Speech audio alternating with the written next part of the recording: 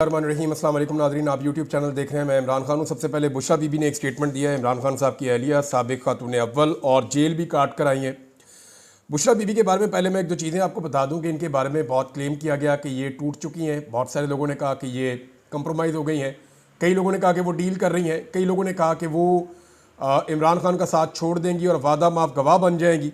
लेकिन उन्होंने ये सारे अंदाजे गलत साबित किए। जब उनके ऊपर मुकदमा हुआ और उनको गिरफ्तार करने का हुक्म दिया गया तो वो फौरी तौर पे खुद पहुंची गिरफ्तारी देने के लिए और उन्होंने जाकर अपनी गिरफ्तारी दे दी।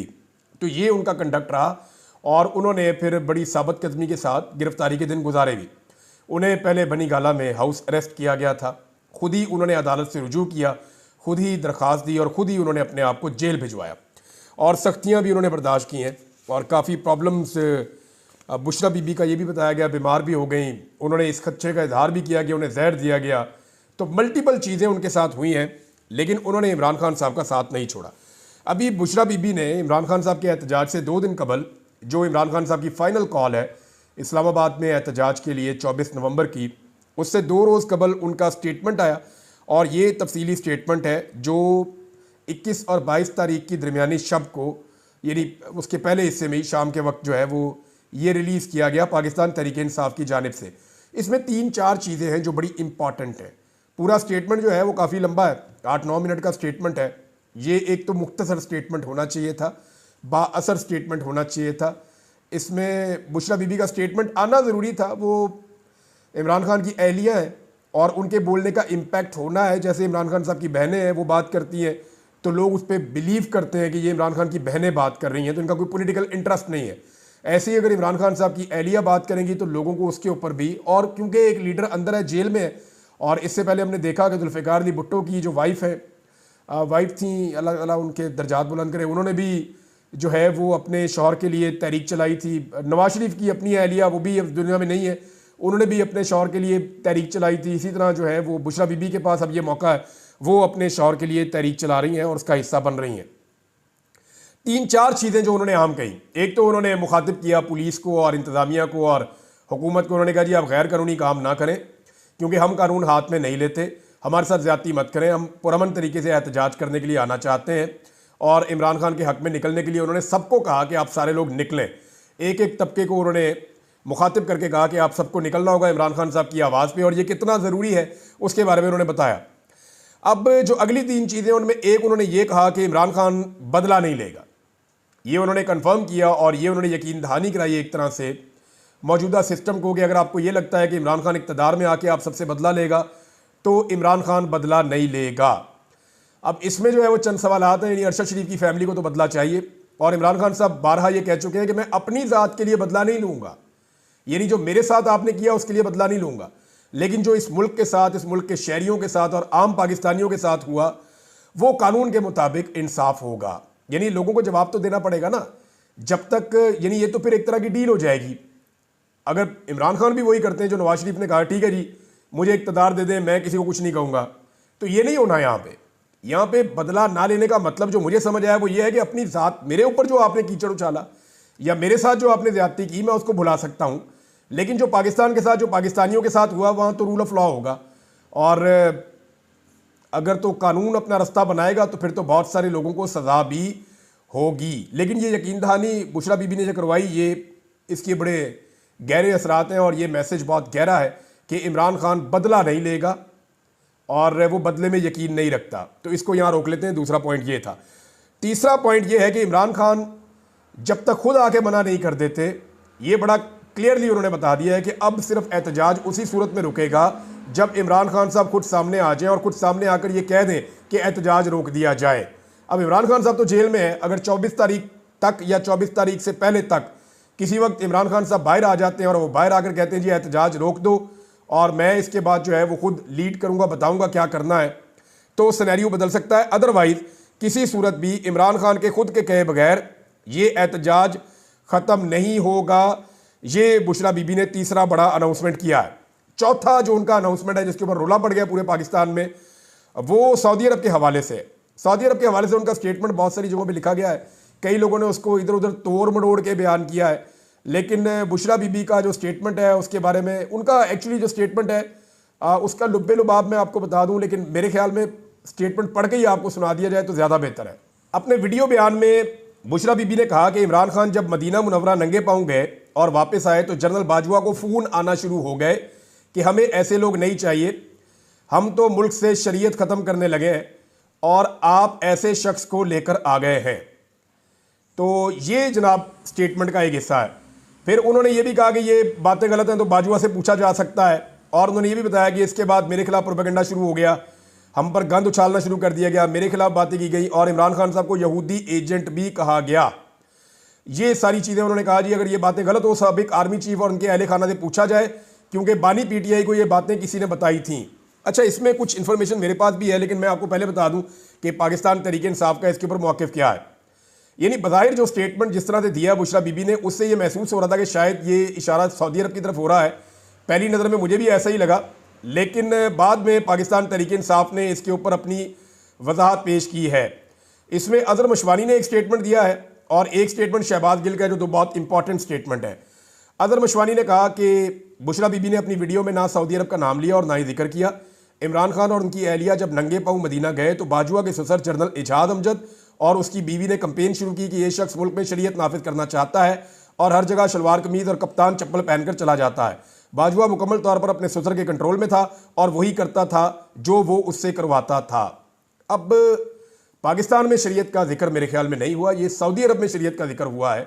पाकिस्तान में तो शरीयत है ही नहीं, तो जिस मुल्क में शरीयत है ही नहीं वहाँ पर शरीयत ख़त्म कैसे की जा सकती है, ये सवाल अपनी जगह मौजूद है। लेकिन शहबाज गिल साहब का स्टेटमेंट जो है वो थोड़ा सा समझ आने वाला है, क्योंकि मुझे थोड़ा सा वो अलग लगा। अगर उस पर आप गौर करें तो वो ये है कि जिस तरह जनरल बाजवा ने पहले रूस के दौरे को पाकिस्तान के लिए ज़रूरी कहा और वज़ीर आज़म से दरख्वास्त की कि वो हर सूरत दौरा करें, और बाद में अमेरिका को झूठ बेचा और इमरान खान से मुताल्लिक झूठ बैरूनी ममालिक में बेचकर एक फ़िज़ा बनाई, बिल्कुल इसी तरह इमरान खान का नंगे पाँव मदीना में होना और शलवार कमीज पहनना बाजवा को पसंद ना था। बाजवा बेगम, ससुर और मिठू, उन्होंने इस पर भी खुद साख्ता झूठ घड़े और कहा कि फ़लाँ मुल्क को ये बात पसंद नहीं आई, फ़लाँ ने ये कहा। बाजवा ये तमाम बातें पाकिस्तान में सहाफ़ियों को फीड करते रहे और सहाफ़ियों में बताते रहे। अच्छा, ये बात है कि जनरल बाजवा जो है ना, वो सहाफ़ियों में मुलाकात करने के बड़े शौकीन थे, और मैं अकेले में तो कभी नहीं मिला, लेकिन बाकी सहाफ़ियों की मौजूदगी में जनरल बाजवा से मैं मिला हूँ, और बाजवा साहब बहुत सारे किस्से कहानियाँ सुनाते थे।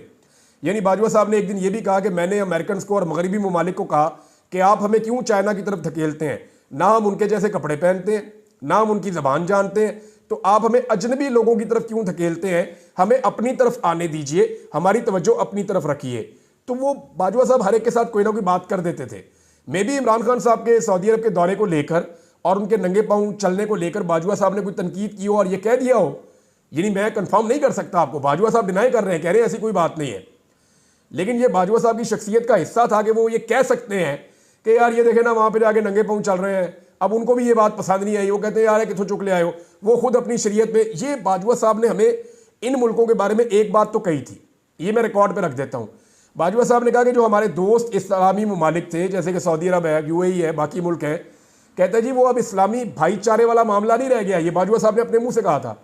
उन्होंने कहा था अब जब हम उन्हें मिलते हैं तो वो ये जो नई नस्ल उनकी आई है, ये नई नस्ल अब इस्लामी भाईचारा के ऊपर बात नहीं करती, ये मदद की बुनियाद के ऊपर बात नहीं करती। ये कहते हैं जी आपके पास प्रोजेक्ट क्या है, आपके पास ऑफर क्या है, आप हमारे साथ मिलकर क्या कारोबार करना चाहते हैं। हम उन्हें ये नहीं कह सकते कि आप इंडिया के साथ काम ना करें, वो ये कहते हैं कि हम इंडिया के साथ काम कर रहे हैं, वो छोड़ें, आपका वो काम नहीं है, आप बताएं कि आप हमारे साथ क्या काम करना चाहते हैं। तो उनकी बड़ी रियलिस्टिक अप्रोच है, वो दीन को लेकर उतने जज्बाती नहीं है जितने इनके आबाओ अजदाद जज्बाती थे। ये बातें बाजवा साहब खुलकर करते थे। मे बी इसकी कोई एंगलिंग उन्होंने ऐसी की हो जो बात इमरान खान साहब तक पहुंची हो। लेकिन एक सवाल यहां पैदा होता है कि बुशरा बीबी का जो ये स्टेटमेंट है, इसकी टाइमिंग बहुत इंपॉर्टेंट है। दो छोटे एतराज़ात मेरे हैं। एक तो ये स्टेटमेंट बड़ा लेंथी था, बहुत लंबा था, ये बिल्कुल छोटा होना चाहिए था। ये जितना छोटा होता उतना इसका असर ज़्यादा होता। यह बार बार चीज़ें रिपीट हो रही थी, बार बार वो बुशरा बीबी अल्फाज को और चीज़ों को रिपीट कर रही थी जो इस लेवल के ऊपर मुनासिब नहीं है। और क्योंकि उनका इतना तजुर्बा नहीं है इस बारे में, लेकिन वहाँ तजुर्बाकार लोग मौजूद हैं जहाँ बुशरा बीबी हैं, पार्टी की क़यादत मौजूद है। और ये रिकॉर्डेड बयान था, ये बयान ऐसा नहीं था कि जो रिकॉर्ड किए बगैर लाइव चला दिया हो। ये रिकॉर्डेड बयान था, इसको एडिट किया जा सकता था, इसमें बल्कि एडिटिंग हुई भी है और इसमें से वो चीज़ें जो नामुनासिब है वो निकाली जा सकती थी। अब ये जो सऊदी अरब वाली बात उन्होंने की है, इसके मतलब लोगों ने अलग अलग निकाल लिए हैं, क्योंकि इसमें गुंजाइश मौजूद है। जिस तरह उन्होंने स्टेटमेंट दिया, इस तरह स्टेटमेंट आप पढ़ें तो अजहर उस्मानी की बात का भी एक मतलब निकलता है, जो शहबाज गिल साहब कह रहे हैं एक मतलब वो भी निकलता है, एक मतलब मैं एक स्पेस में था उसमें लोग कह रहे थे वो भी निकलता है, एक मतलब इसमें वो भी निकल रहा है जो ये हुकूमत निकाल रही है। अब ताहिर अशरफी साहब ने और जनरल बाजवा साहब ने डिनाई कर दिया, उन्होंने कहा जी ऐसी कोई बात नहीं हुई, ये हमारे ऊपर झूठा इल्ज़ाम है। सऊदी बादशाह के इमरान खान साहब के साथ बड़े अच्छे ताल्लुकात थे, वली अहद के मोहम्मद बिन सलमान के, और उसके बाद वो पाकिस्तान भी आए थे उस दौरे के बाद, और उसके बाद इमरान खान साहब जब दोबारा गए थे तब उन्होंने खुद आके वेलकम किया था। तो ये शानदार ताल्लुकात थे। तो इधर से ये भी पता चलता है कि शायद ये बात ठीक है कि सऊदी अरब को ये ब्लेम नहीं किया बुशरा बीबी ने, ये ब्लेम शायद वो किसी और तरफ करना चाह रही हैं, और वो उनकी तरफ से क्लैरिटी आ जाएगी तो चीज़ें और ज़्यादा क्लियर हो जाएंगी। बहरहाल ये जो लोग वहाँ बैठे हुए थे, जो तजर्बाकार हैं, जिनको सियासत का और सोशल मीडिया का पता है, उन्हें चाहिए था कि इसको अपलोड करने से पहले एक दफ़ा थारोली चेक कर लेते। क्योंकि देखें ना, एक बड़ा ज़बरदस्त शायर का शेर है कि जो मुखालिफ हवा के चलते हैं पाँव अपने जमा के चलते हैं। जब सारी हवा आपके खिलाफ चल रही हो ना, तो फिर आपको फूंक फूंक के पाँव रखने पड़ते हैं, फिर आपको एक एक जुमले को तोल के बोलना पड़ता है, और रिकॉर्डेड जुमले में आपके पास गुंजाइश होती है कि आप ये चीज़ निकाल दें और ये चीज़ रहने दें। ओवरऑल इसका इंपैक्ट अच्छा है, पाकिस्तान तहरीक इंसाफ के लिए बड़ा ज़बरदस्त इंपैक्ट लेकर आया है, और तहरीक इंसाफ के अंदर बड़ी एनर्जी आई है उनके स्टेटमेंट के बाद। और पहले इमरान खान साहब की बहनें इस पर बात कर रही थी, अब उनकी एहलिया भी बात कर रही हैं। तो ये सूरत हाल के अंदर पाकिस्तान तहरीक इंसाफ को तो फ़ायदा ही हुआ। दूसरा जनाब इसमें यह है कि इस्लामाबाद हाई कोर्ट ने मना कर दिया है इस्लामाबाद में एहतजाज करने से। एक तो पहले इस्लामाबाद हाई कोर्ट ने कहा जी आप मुज़ाकरात कर लें, आपस में बातचीत कर लें, और उसके बाद अब इस्लामाबाद हाई कोर्ट ने बाकायदा मना कर दिया है कि इस्लामाबाद में एहतजाज या धरने की इजाज़त नहीं दी जा सकती, क्योंकि हुकूमत ने एक नया कानून बनाया हुआ है। अब मामला यह है कि जो नया कानून हुकूमत ने बनाया हुआ है वो आईने पाकिस्तान से मुतसादिम है। आईने पाकिस्तान इजाज़त देता है पाकिस्तान के हर शहरी को कि वो एहतजाज कर सकता है, और उसे ये एहतजाज का हक है, पुरअमन एहतजाज करना उसका हक है, और शहरी एहतजाज कर सकते हैं। लेकिन आईने पाकिस्तान के खिलाफ क्या कोई कानून बन सकता है असम्बली से जो आइन की बुनियादी रूह से मुतसादिम हो? तो यहां आकर मामला फंस गया। अब अदालत ने ऑर्डर दे दिया जनाब आप एहतजाज नहीं कर सकते, लेकिन उसके ऊपर रद्द अमल भी आया है, और रद्द अमल जो है वो बैरिस्टर अली जफर का है, जो नॉर्मली बड़ा लो टून में बात करते हैं। लेकिन उन्होंने कहा कि अदालत कैसे रोक सकती है, यानी उन्होंने कहा यह अदालत का काम नहीं है कि वो एहतजाज होने या ना होने का फैसला करे, एहतजाज तो होगा और ज़रूर होगा। वैसे भी मैं आपको बताता हूं कि इस्लामाबाद हाई कोर्ट का फैसला मानता कौन है? यानी मुझे इन्होंने कहा हज पे भेज दें, भेजे नहीं उन्होंने, वहां 4 पुलिस वाले खड़े थे वो उठा के ले गए। यानी इन्होंने बेशुमार लोगों को, समी इब्राहिम साहब को 3 दफ़ा भेजा एयरपोर्ट, उनको वहां से वापस भेज दिया। इस्लामाबाद हाई कोर्ट का फैसला मानता कौन है? एक जेलर नहीं मानता, एक डीसी नहीं मानता, पुलिस के जो है वो छोटे छोटे अफसरान वो इस्लामाबाद हाई कोर्ट का फैसला नहीं मानते। तो इस्लामाबाद हाई कोर्ट का फैसला जब ये छोटे मोटे लोग नहीं मान रहे, तो क्या पाकिस्तान के जो असली मालिक है, पाकिस्तान के अवाम, उन पे बाउंड होगा कि वो ज़रूर माने इस्लामाबाद हाई कोर्ट का फैसला, या सिर्फ फैसला जो है वो पाकिस्तान तहरीक इंसाफ के मामले में अमल दरामद होना है और किसी मामले में अमल दरामद नहीं होना? इमरान खान साहब ने एक स्टेटमेंट दिया, और ये स्टेटमेंट जो है वो आमिर मुगल साहब ने पढ़ के सुनाया, और उन्होंने जो पाकिस्तान तहरीक इंसाफ का वर्चुअल जलसा हुआ उसके अंदर उन्होंने बताया तहरीक इंसाफ उस स्टेटमेंट को लेकर बड़ी जज्बाती हो गई थी। आमिर मुगल साहब ने कहा कि इमरान खान साहब ने कहा, मैंने उनसे जब पूछा कि खान साहब ये मामला कहाँ जाकर रुकेगा, तो उस पर इमरान खान साहब ने जो जवाब दिया वो बड़ा जज्बाती जवाब है। इमरान खान साहब ने कहा कि या मैं मारा जाऊँगा या मैं कामयाब हो जाऊँगा, और फिर आमिर मुगल साहब ने कहा कि अल्लाह ताला खान साहब को हमारी ज़िंदगी भी लगा दे। तो ये जनाब इमरान खान साहब का इस वक्त तक का जो उनका अपना इरादा है वो ये है। एक बात की है वज़ीर दाखिला ने, और वज़ीर दाखिला का जो स्टेटमेंट है ना वो बड़ा मानी खेज है इस वक्त, क्योंकि इस स्टेटमेंट का अगर आप एक मतलब निकालें तो ये एक सिचुएशन की निशानदेही भी कर रहा है। वज़ीर दाखिला ने कहा कि ये लोग इस्लामाबाद क्यों आ रहे हैं एहतजाज करने के लिए? अपने अपने इलाकों में एहतजाज करें, वहाँ कोई कुछ नहीं करेगा, ये अपने अपने इलाकों में एहतजाज कर ले। ये वज़ीर दाखिला ने कहा। इस्लामाबाद एहतजाज करने के लिए क्या लेने आते हैं? ये क्या तरीका है कि एहतजाज के लिए इस्लामाबाद आ जाएं? तो एक बात तो ये है कि इस्लामाबाद तो हर पाकिस्तानी समझता है कि वो उसका दारुल हुकूमत है, और इससे पहले ये क्या पहली पॉलिटिकल पार्टी है जो इस्लामाबाद एहतजाज करने आ रही है? अभी कुछ अर्सा पहले तहरीक लब्बैक वाले आए थे, जमात इस्लामी ने एहतजाज किया, फजलुर रहमान साहब लॉन्ग मार्च धरना लेकर आए थे, PMLN लेकर आई थी, पीपल्स पार्टी लॉन्ग मार्च और धरना लेकर आई थी। इस्लामाबाद में पॉलिटिकल एक्टिविटीज़ की एक लंबी तारीख है जो चलती चली जा रही है। अब पाकिस्तान तहरीक इंसाफ के लिए क्या कोई अलग दारुल हुकूमत है जहाँ के वो जाके एहतजाज करें? अब इसमें उन्होंने कहा जी अपने अपने इलाकों में एहतजाज करें, हम नहीं रोकते। अब फ़र्ज़ करें अगर पाकिस्तान तहरीक इंसाफ का बड़ा काफ़िला जो खैबर पख्तूनख्वा से निकलता है और मुख्तलिफ काफ़िले मिलकर एक बहुत बड़ा सैलाब बन जाता है और वो अपनी सरहद के अंदर ही बैठ जाते हैं, यानी पंजाब और खैबर पख्तूनख्वा की सरहद पर बैठ के ये मुतालबा करते हैं कि रुकावटें हटाओ, हम इस्लामाबाद आकर एहतजाज करना चाहते हैं, तो वो तो अपनी टेरिटरी के अंदर बैठे हुए हैं और वहाँ पे खैबर पख्तूनख्वा की असम्बली का इजलास चल रहा है। जब तक किसी असम्बली का इजलास चल रहा हो तब तक उस सूबे में गवर्नर राज नहीं लगाया जा सकता, लिहाजा गवर्नर राज तो लगाया नहीं जा सकता। वज़ीर आला अली अमीन गंडापुरी रहेगा और अगर वो आकर स्वाबी में बैठ जाते हैं और सारे खैबर पख्तूनख्वा और पंजाब से लोगों को बुलाते हैं और बहुत बड़ी तादाद में इकट्ठे हो जाते हैं और ये डिमांड करते हैं जनाब हम लड़ना नहीं चाहते आपसे, आप ये रुकावटें खुद ही हटाएं, रस्ते खोलें, हम इस्लामाबाद आना चाह रहे हैं। अब हुकूमत ने इस्लामाबाद को बंद कर दिया, आज जुमे का दिन है, आज से वो बंद करना शुरू हो जाएंगे, जुमे के बाद से हफ्ता भी बंद, एतवार भी बंद। और अगर वो एतवार को आकर वहीं बैठ जाते हैं और 4 दिन बैठते हैं तो 4 दिन और इस्लामाबाद बंद, पूरा पंजाब जो है वो ब्लॉक इस्लामाबाद बंद, सराउंडिंग के सारे इलाके बंद। तो क्या हुकूमत पूरे इस्लामाबाद को दारुल हुकूमत को बंद करके गुजारा कर सकती है? तो इसका जवाब है कि हुकूमत ऐसा नहीं कर सकती, क्योंकि देखें इस्लामाबाद के अंदर शहरी मौजूद हैं और बाहर से भी लोग आए हुए हैं जो एहतजाज करने के लिए पहले पहुंचे हैं। तो अंदर बार बार लोग निकलेंगे, एहतजाज करेंगे, एक सिचुएशन इस्लामाबाद में और रावलपिंडी में बनी रहेगी। और अगर खैबर पख्तूनख्वा से आने वाला काफिला सरहद पे बैठ जाता है और वो ये कहता है कि जनाब आप खुद ही रुकावटें हटा दें, हम लड़ना नहीं चाहते, हम इस्लामाबाद में जाएंगे, और अगर वो 10 दिन भी वहां बैठे रहे तो उन्हें क्या फ़र्क पड़ता है? लेकिन फ़र्क इस हुकूमत को पड़ता है। पूरी दुनिया में ये खबरें जाएंगी। इमरान खान साहब ने और उनकी टीम ने इंटरनेशनल मीडिया को भी लिखा है और उनसे कहा है कि आप इस सूरत हाल का जायजा लें और इसको रिपोर्ट करें।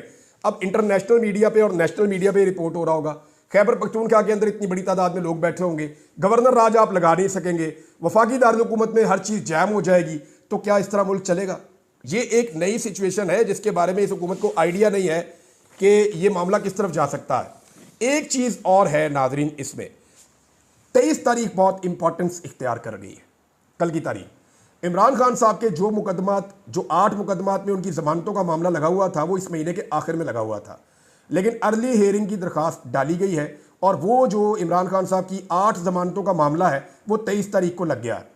अब अगर वहाँ इमरान खान साहब को जमानतें मिल जाती हैं और 23 को वो बाहर आते हैं तो बिल्कुल एकदम सिचुएशन तब्दील हो जाएगी। हो सकता है वो 24 को बाहर आए, हो सकता है वो 25 को बाहर आए, हो सकता है निज़ाम उन्हें बाहर निकाले ही ना। तो बड़ी अजीबोगरीब किस्म की कम्प्लेक्स सिचुएशन है और इस सिचुएशन में सारे के सारे घबराए हुए हैं। सबसे ज़्यादा घबराहट जो है वो इस्लामाबाद पुलिस को है और वो परेशान है कि इस पर करना क्या है।